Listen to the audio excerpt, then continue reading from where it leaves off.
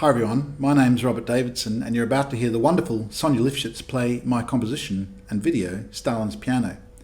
Artists and politicians often seem to overlap. They get involved in similar areas like public policy or imagining new futures. Artists sometimes voicing resistance. Politicians often getting quite involved in the arts or seeking to foster or control them. I put these two groups together in juxtaposition in Stalin's Piano with what I see as a sort of a gallery of voice portraits. Portraits not of the face but of the voice, listened to very carefully and framed in like musical picture frames by Sonya's piano, which fosters perception of the music, which is always there because we all make melodies whenever we speak. So what I've done is just made the piano so that it's helping you to perceive those melodies and I hope enhance the emotional impact, because I think when we listen to the music behind the words, we can tune into somebody's deeper unspoken meanings. So thank you so much to the wonderful Four Winds site, and please enjoy Sonya Lifschitz with Stalin's Piano.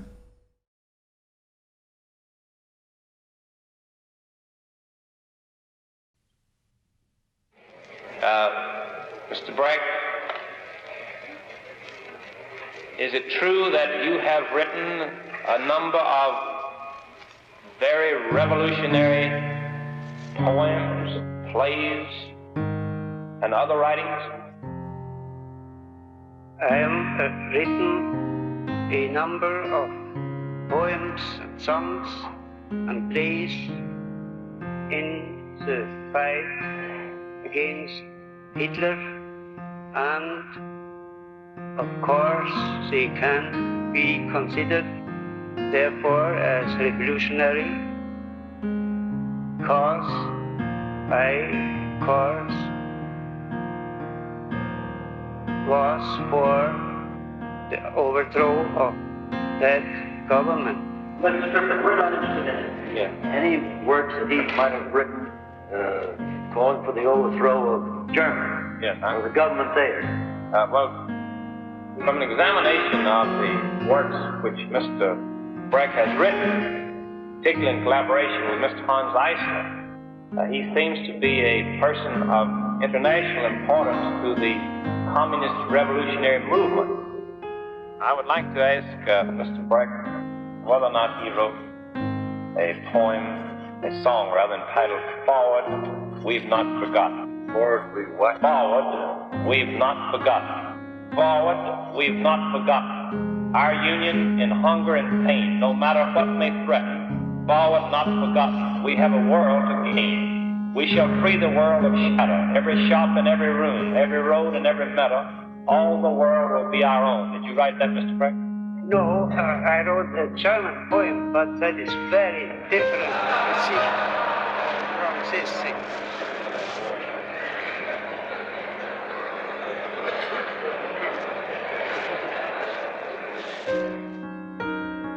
Are you now, have you ever been a member of the Communist Party of any country? Mr. Chairman, I have heard my colleagues and they consider this question not as proper, but I am a guest in this country and do not want to enter in any legal arguments, so I will answer your question fully as well I can. I was not a member or am not a member of any communist party. Your answer is that you have never been a member of the Communist Party. That is correct.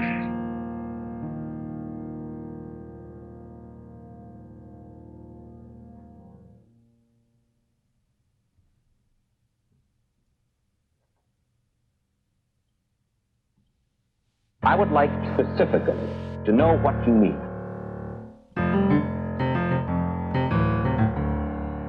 I would like specifically to know what you mean. How would you like to change the way that we live? I would like to make it appropriate to the Declaration of Independence, to the center line of our freedom. I'd like to have a free architecture. I'd like to have architecture that belonged where you see it standing and was a grace to the landscape instead of a disgrace. And the letters we receive from our clients tell us how Those buildings we built for them have changed the character of their whole life and their whole existence. It is different now than it was before. Well, I'd like to do that for the country. When you come to New York, as you did today, and you see, did you come by air? Yes, came by air. And you see the skyline of New York, this does not excite you, this does not exalt you in any manner. Quite so. It does not. It does not. Because it never was planned. It's all a race for rent. And it is a great monument, I think, to the power of money and greed. Trying to substitute money for ideas. I don't see an idea in the whole thing anywhere, do you? Where's the idea in it? What's the idea? The idea is obviously, it would seem to me, that a lot of people want to live together, as you point out, to make their livings, to make money, to enjoy what this large city has to offer. And I guess from time immemorial, people have flocked, more or less, to one spot to exchange ideas as well as goods. But, my dear Mark, there was a justification for that. When there was no other means of communication than by personal contact. That's when the plan for this city you're living in now originated. It originated back there in the Middle Ages, when the only way you could have a culture, the only way you could get social distinction or any education from it was by ganging up. I would like to make it appropriate. I would like to make it appropriate for the Declaration of Independence to the center line of our freedom. I'd like to have a free architecture. I would like to make it appropriate for the Declaration of Independence to the center line of our freedom. I'd like to have a free architecture. I'd like to have architecture that belonged where you see it standing and was a grace to the landscape instead of a disgrace. I would like to make it appropriate for the Declaration of Independence to the center line of our freedom. I'd like to have a free architecture. I'd like to have architecture that belonged where you see it standing and was a grace to the landscape instead of a disgrace.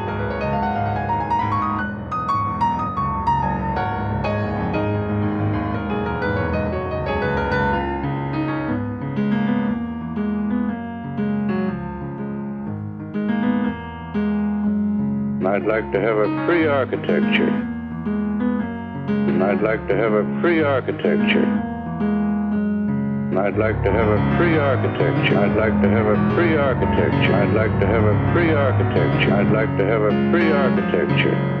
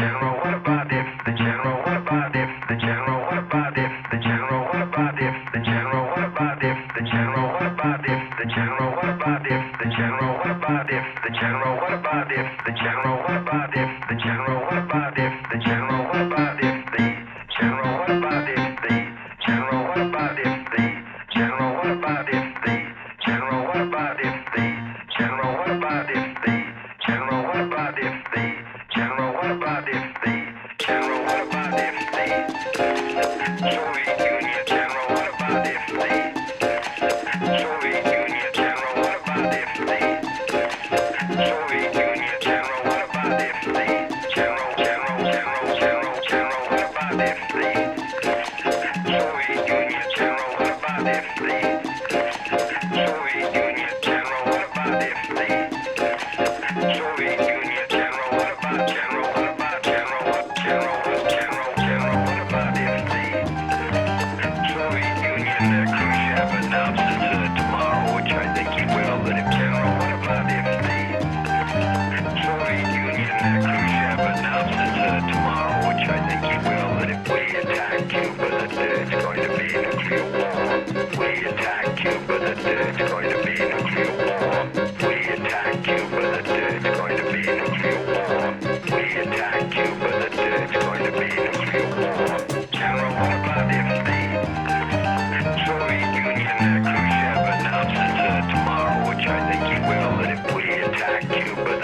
it's going to be nuclear war. We attack Cuba, it's going to be nuclear war. We attack Cuba, it's going to be nuclear war. We attack Cuba, it's going to be nuclear war.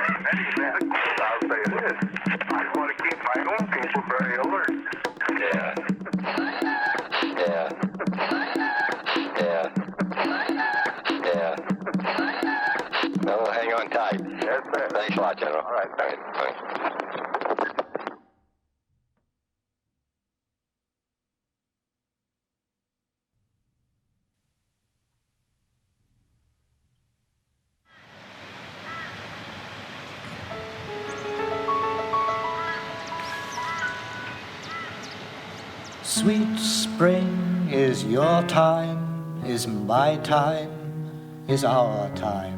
For springtime is love time, and viva sweet love. All the merry little birds are flying in the floating in the very spirit, singing in are winging in the blossoming. Lovers go and lovers come, a-wandering, but any two are perfectly alone. There's nobody else alive.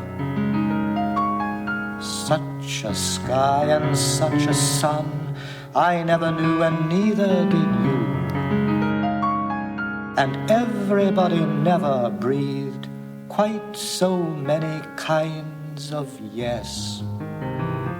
Not a tree can count his leaves, each herself by opening, but shining who by thousands mean only one amazing thing.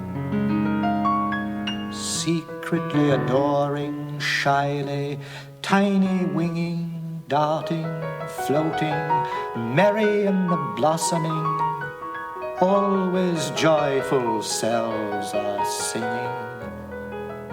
Sweet spring is your time, is my time, is our time. For springtime is love time, and viva sweet love.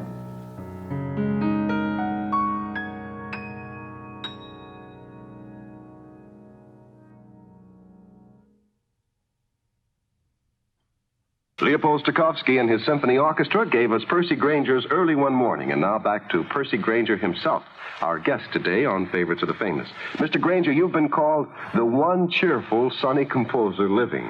To what would you attribute the warmth and the naturalness of your music? Well, I don't know that my music is supposedly warm and natural, but I think the impression that it's, cheerful? Mm-hmm.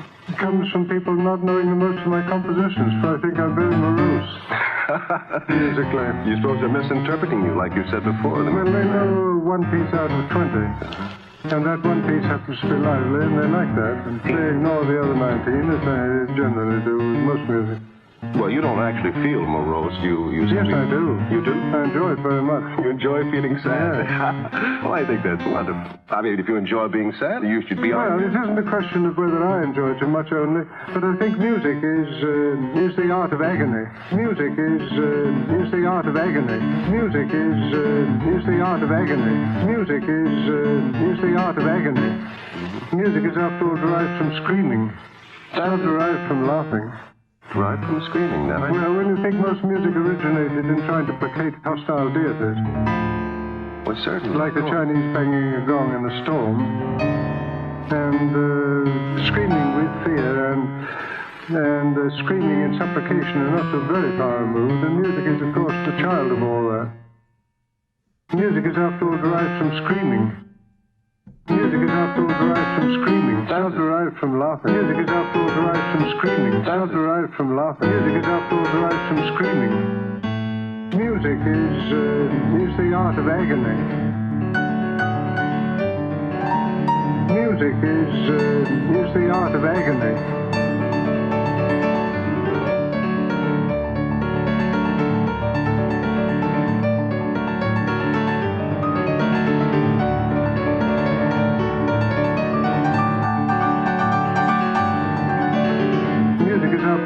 From screaming. Music is, after all, derived from screaming. It's not derived from laughing. Music is, after all, derived from screaming. It's not derived from laughing. Music is, after all, derived from screaming.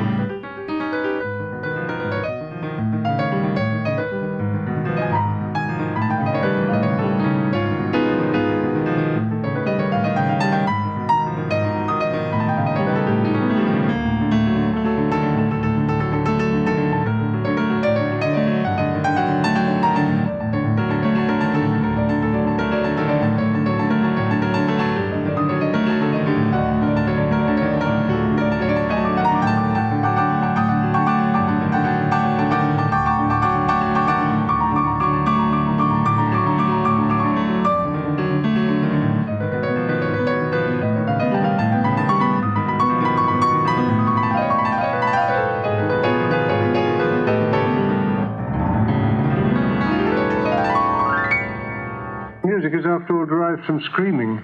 I think the best thing for a composer is to be badly treated in every way.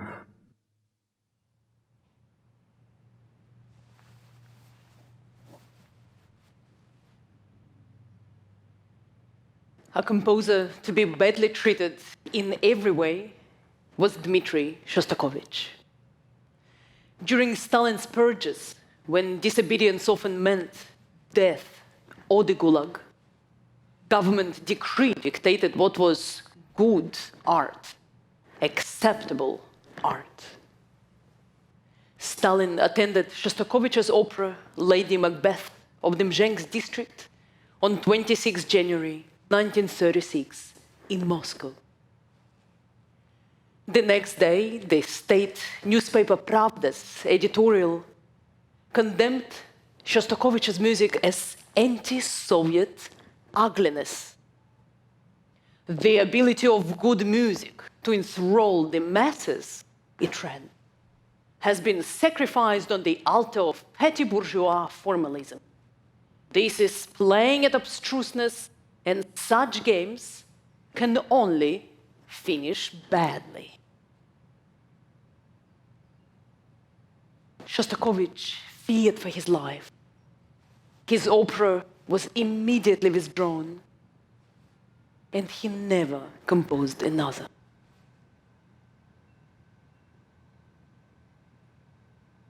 One of Shostakovich's staunchest defenders was his friend, the pianist Maria Yudina.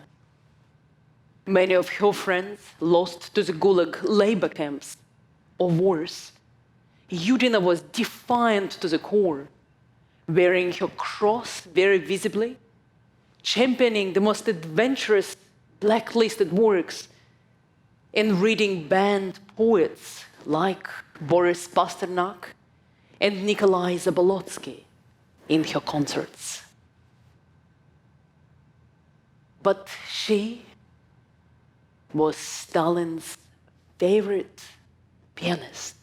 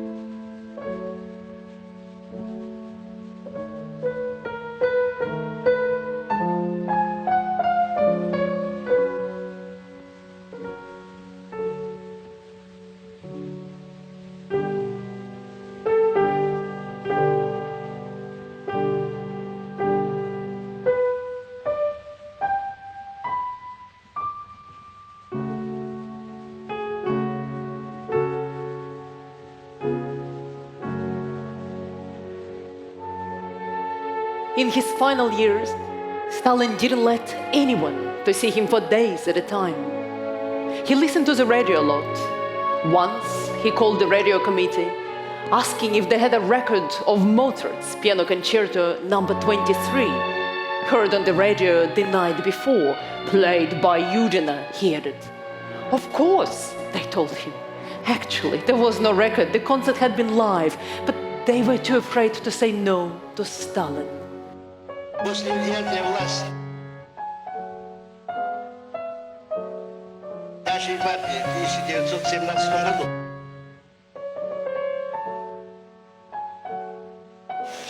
и после того, как партия предприняла реальные меры по ликвидации капиталистического помещичьего гнета, представители братских партий, восхищаясь отвагой и успехами нашей партии, присвоили ей звание ударной бригады мирового революционного и рабочего движения.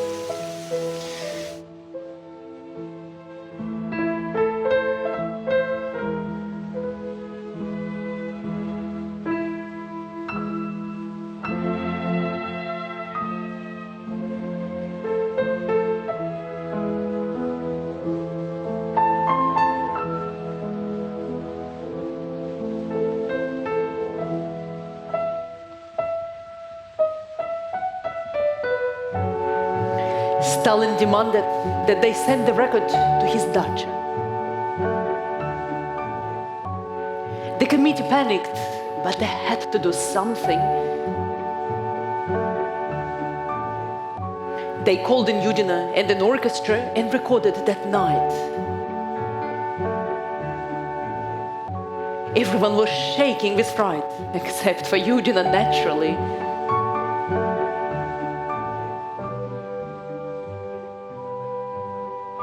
Yudina later told me that they had to send the conductor home. He was so scared, he couldn't think. They called in another conductor who trembled and got everything mixed up, confusing the orchestra. Only the third conductor was in any shape to finish this recording. Anyway, the record was ready by morning. They made one single copy, this one, and sent it to Stalin.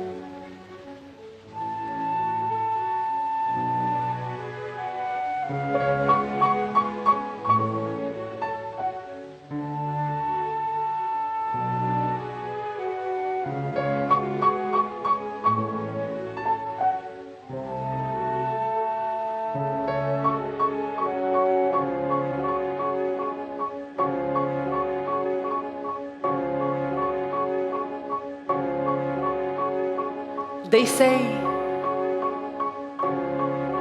that this recording of Mozart was on the record player when the great leader was found dead. his dacha.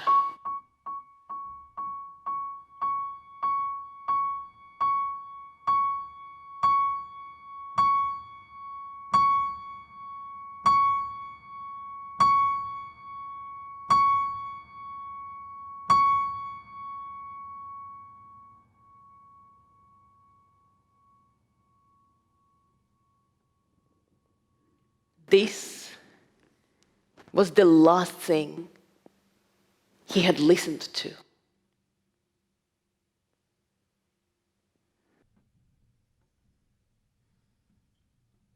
Избушка на курьих ножках, Баба-Яга. Всегда и во всех сказках Баба-Яга появляется как носительница зла.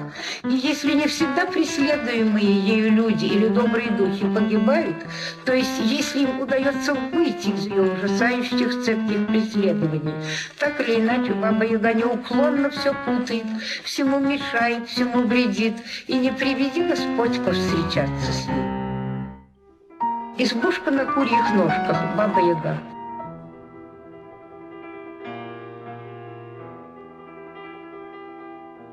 Всегда и во всех сказках Баба-Яга появляется как носительница зла. И если не всегда преследуемые ею люди или добрые духи погибают, то есть если им удается выйти из ее ужасающих цепких преследований, так или иначе Баба-Яга неуклонно все путает, всему мешает, всему вредит, и не приведи Господь повстречаться с ним. Баба-Яга.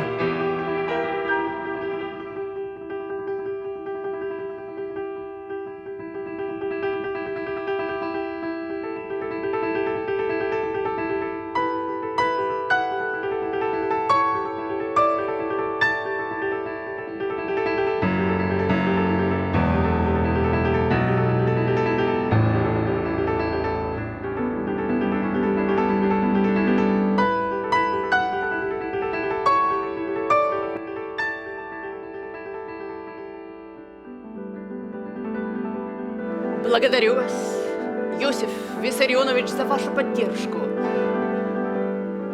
Я буду молиться за вас день и ночь и просить Господа простить ваши огромные грехи перед народом и страной. Господь милостив, Он простит вас.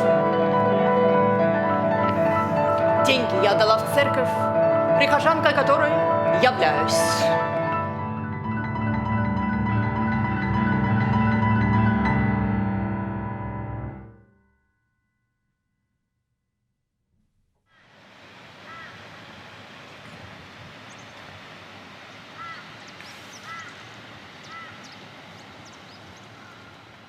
Smelling the sweet grass of distant hills, too steep to climb, too far to see, in this handful of water, scooped from the river dam. Touching the sky, where like a single wing my hand dips through clouds, tasting the shadow of basket willows, the colour of ferns.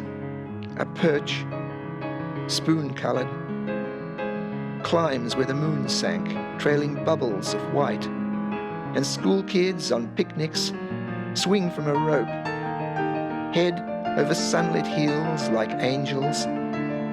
They plunge into the sun at midday, into silence of pine woods hanging over a sunken hill farm. Taking all this in at the lips, holding it in the cup of my hand, and further down the hiss of volcanoes, rockfall, and hot metals cooling in blue-black depths 100 centuries back, taking all this in as the water takes it. Sky, sunlight, sweet grass flavors, and the long-held breath of children, a landscape mirrored, held a moment, and let go again.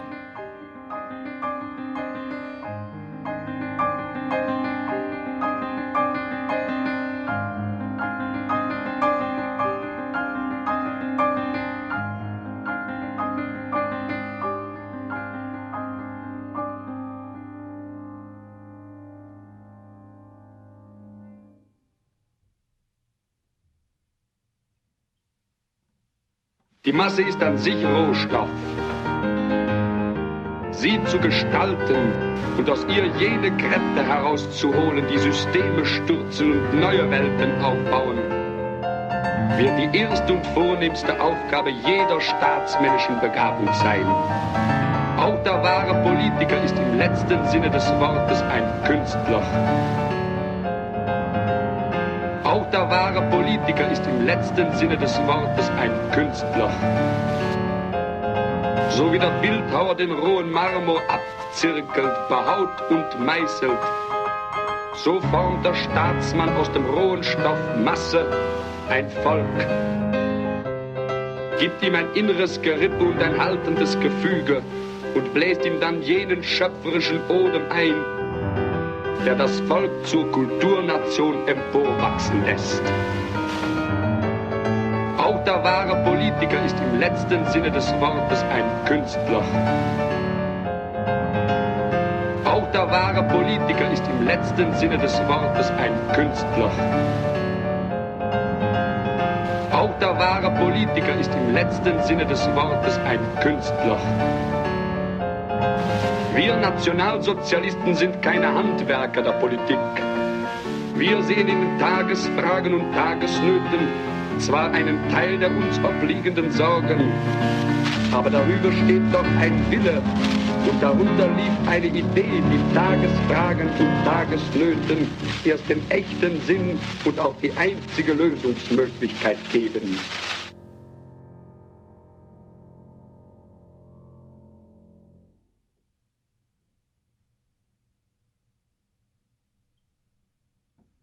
Deutsche Hörer, dem, der heute wieder zu euch spricht, war es vergönnt, im Lauf seines nun schon langen Lebens für das geistige Ansehen Deutschlands einiges zu tun. Ich bin dankbar dafür, aber ich habe kein Recht, mich dessen zu rühmen, denn es war Fügung und lag nicht in meiner Absicht. Kein Künstler tut sein Werk, um den Ruhm seines Landes und Volkes zu mehren. Die Quelle der Produktivität ist das individuelle Gewissen. Ihr Deutsche dürftet mir heute mein Werk nicht danken, auch wenn ihr wolltet, sei es darum. Es wurde nicht um euretwillen, sondern aus eigenster Not getan. Aber etwas ist, das wirklich um euretwillen, aus sozialem und nicht aus privatem Gewissen geschah. Und täglich werde ich gewisser, dass die Zeit kommen wird und schon näher kommt, wo ihr es mir danken und es mir höher anrechnen werdet als meine Geschichtenbücher. Das ist, dass ich euch warnte, als es noch nicht zu spät war, vor den verworfenen Mächten, in deren Joch ihr heute hilflos geschirrt seid und die euch durch 1000 Untaten in ein unvorstellbares Verderben führen. Ich kannte sie. Ich wusste, dass nichts als Katastrophen und Elend für Deutschland und für Europa aus ihrem unsäglich niederträchtigen Wesen erwachsen konnten, während die Mehrzahl von euch in heute gewiss schon für euch selbst unfassbarer Verblendung sie für die Bringer von Ordnung, Schönheit und nationaler Würde hielt. Katastrophen und Elend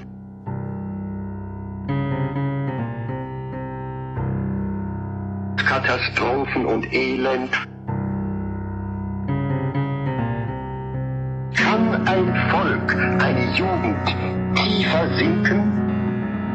Kann ein Volk, eine Jugend tiefer sinken?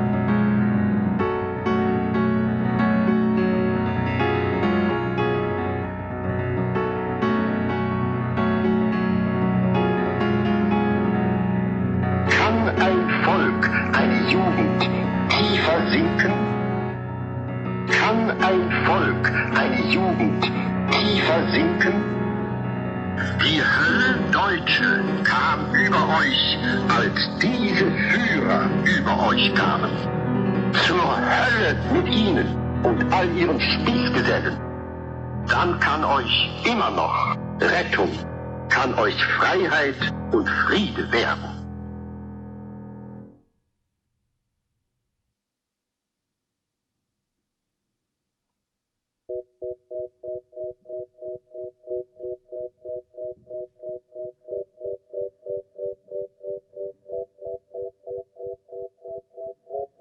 Wrong styles of work still exist to a serious extent in our literary and art circles, and there are still many defects among our comrades. I think because freedom of expression has so much to do with art creativity or art activities, so we often have to we often being pushed to the position we have to respond to the situation, which is very political. Idealism, dogmatism, empty illusions, empty talk, contempt for practice, and aloofness from the masses, all of which calls for an effective and serious campaign of rectification. And every day, all our struggles somehow associated with this kind of effort. As artists, we have, of course, we want to improve our situation, which means independent thinking and the freedom of expression and communication. So by doing that, we become very political. Difficulties will arise for them, not only in the villages, but also here in Yan'an. And the communist society, the most powerful thing for them is try to blocking people to share information and to communicate about their feelings.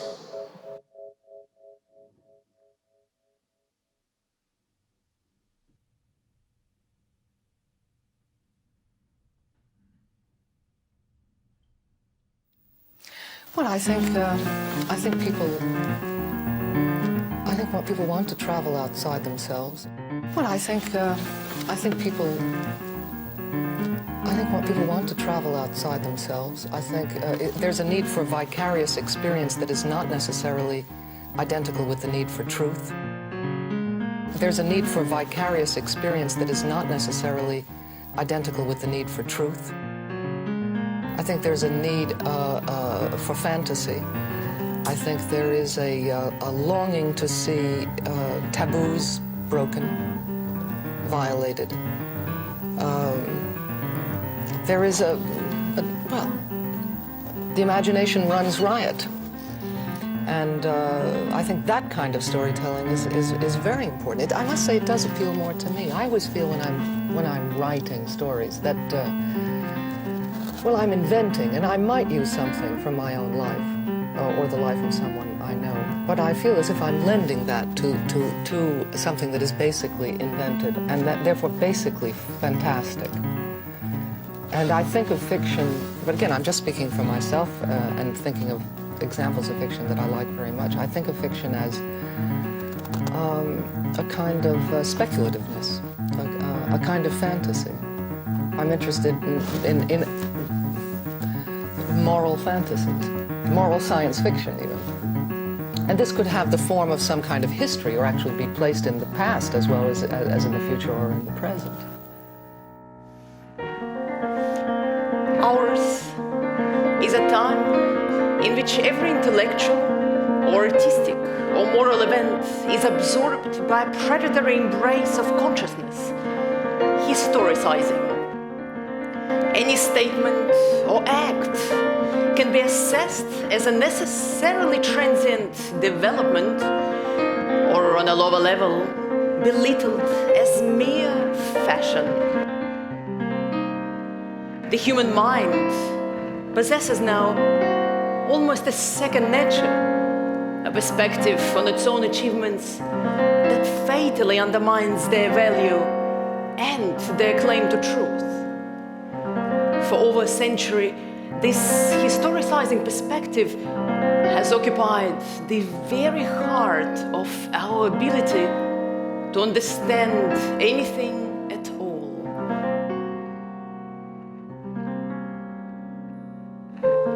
Perhaps once a marginal tick of consciousness, it is now a gigantic, uncontrollable gesture.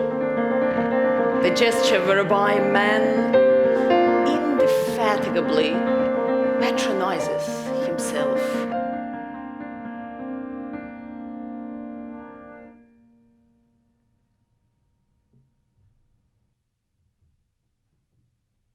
Well, Mr. Park, can you tell us how Monarch came into being?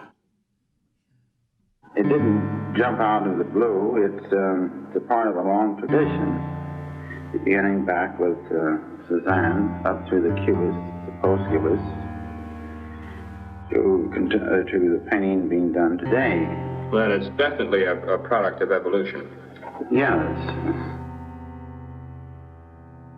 It didn't jump out of the blue. It's a part of a long tradition, beginning back with Cézanne, up through the Cubists, the post-Cubists, to the painting being done today. Well, it's definitely a product of evolution. Yes. When we go back to this method question, which so many people think is important, can you tell us how you developed your method of painting and why you paint as you do? Well, method seems to me a natural growth out of a need. And from a need,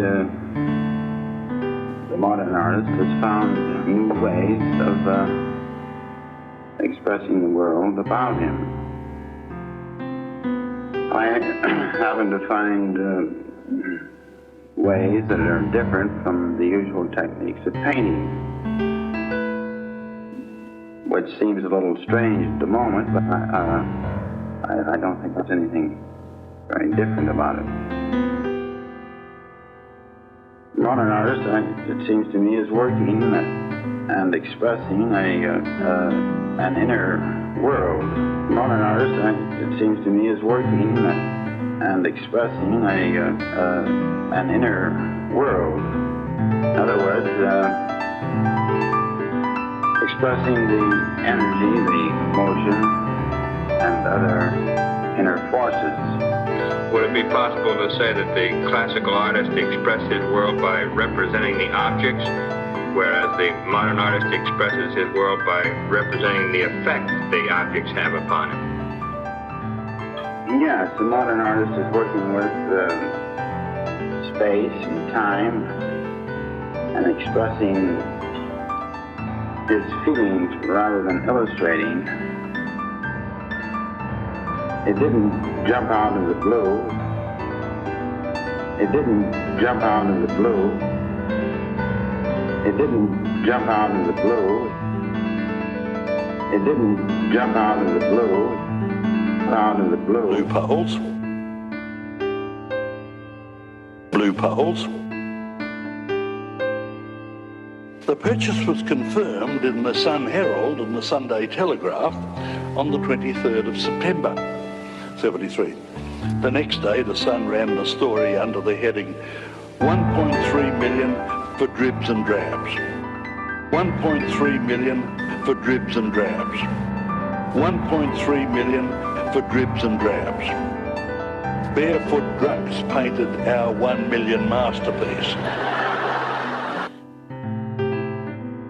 People refer to blue poles, not disparagingly now, never. I'm not one to say I told you so, but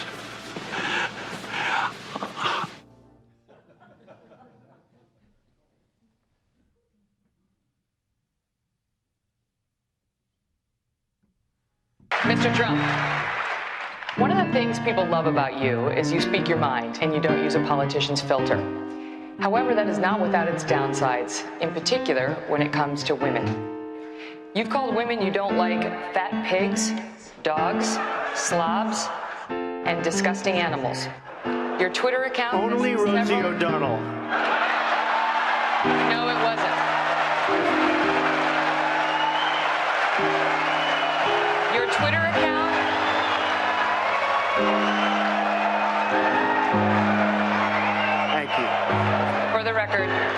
goes well beyond Rosie O'Donnell. Yes, I'm sure it will. Your Twitter account has several disparaging comments about women's looks. You once told a contestant on Celebrity Apprentice it would be a pretty picture to see her on her knees. Does that sound to you like the temperament of a man we should elect as president? And how will you answer the charge from Hillary Clinton, who is likely to be the Democratic nominee, that you are part of the war on women? You are part of the war on women.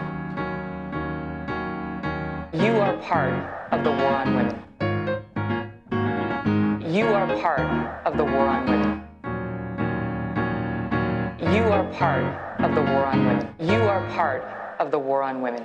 I think the big problem this country has is being politically correct. I think the big problem this country has is being politically correct. I've been challenged by so many people, and I don't frankly have time for total political correctness. Total political correctness. Total political correctness. Total political correctness. And frankly, what I say, and oftentimes it's fun, it's kidding, we have a good time, what I say is what I say. And honestly, Megan, if you don't like it, I'm sorry. I've been very nice to you, although I could probably maybe not be based on the way you have treated me, but I wouldn't do that. I could probably maybe not be based on the way you have treated me, but I wouldn't do that. I just don't respect her as a journalist. So I have, she gets out and she starts asking me all sorts of ridiculous questions. And, you can see there was blood coming out of her eyes, blood coming out of her wherever. I think the big problem this country has is being politically correct. I think the big problem this country has is being politically correct. I think that putting a wife to work is a very dangerous thing. I don't want to sound too much like a chauvinist, but when I come home and dinner's not ready, I go through the roof, okay? If Ivanka weren't my daughter, perhaps I'd be dating her. If Ivanka weren't my daughter, perhaps I'd be dating her. She does have a very nice figure. Grab him by the pussy. Grab him by the pussy. Grab him by the pussy. Grab him by the pussy. Grab him by the pussy. I just don't respect her. I just don't respect her. I just don't respect her. I just don't respect her.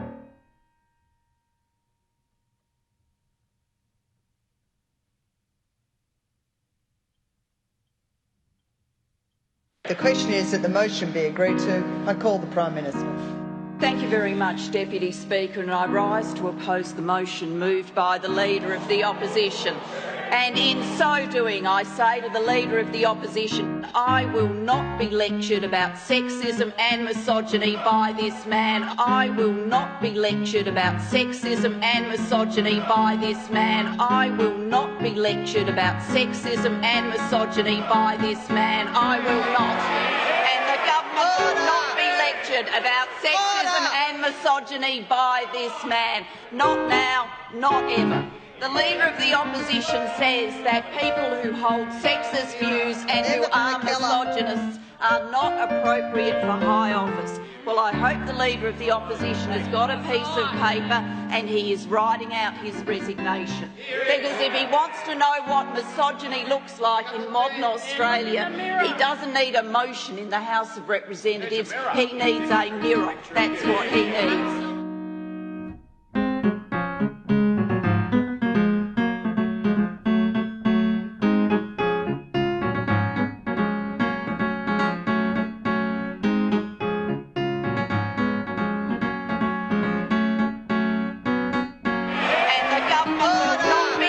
About sexism and misogyny by this man. Not now, not ever. Not now, not ever. Not now, not ever. Not now, not ever.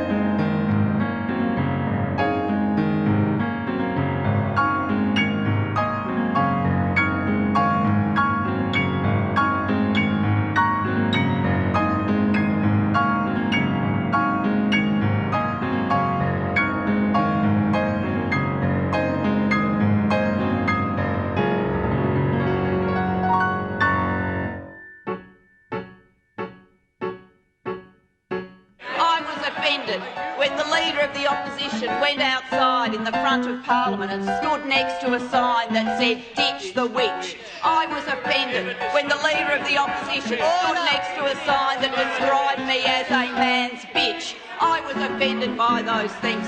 Misogyny, sexism, every day from this Leader of the Opposition. Every day, in every way, across the time the Leader of the Opposition has sat in that chair and I've sat in this chair, that is all we have heard from him. Now looking at his watch, because apparently a woman's spoken too long, I've had him yell at me to shut up in the past, but I will take the remaining seconds off my speaking time to say to the Leader of the Opposition, I think the best course for him is to reflect on the standards he's exhibited in public life.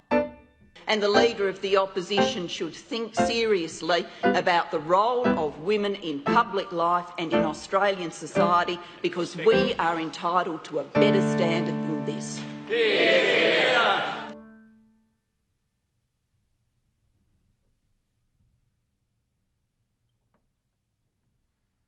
I was a budding writer.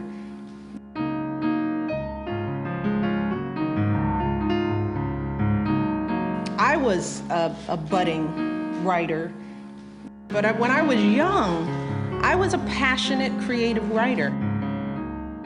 I was a budding writer, but when I was young, I was a passionate creative writer and sort of a poet. That's how I would release myself. You know, whenever I was struggling in school or didn't want to go outside and deal with the nonsense of the neighborhood, I would write. You know, whenever I was struggling in school or didn't want to go outside and deal with the nonsense of the neighborhood, I would write and write and write and write. Robert Frost once wrote, "A poem begins as a lump in the throat." In writing poetry, you all put words into that kind of emotion. You give voice to your hopes, your dreams, your worries and your fears, and when you do that, when you share yourself that way and make yourself vulnerable like that, you're taking a risk, and that's brave. Not many people are willing to do that, to put themselves out there like that. And when you write poetry, you're not just expressing yourself, you're also connecting to people.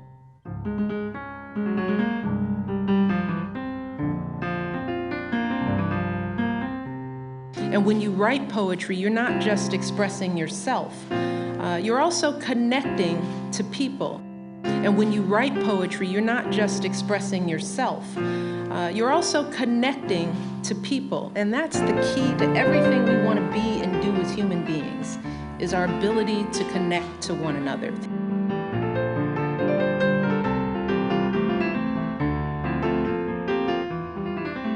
And that's the key to everything we want to be and do as human beings, is our ability to connect to one another. Think about how you feel when you read a poem that really speaks to you, one that perfectly expresses what you're thinking and feeling.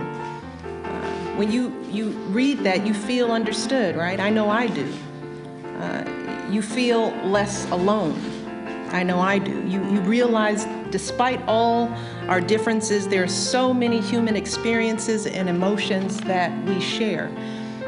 And poetry doesn't just show us how much we share.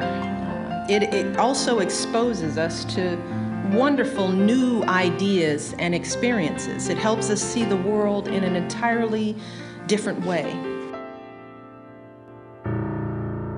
It helps us see the world in an entirely different way. In an entirely different way.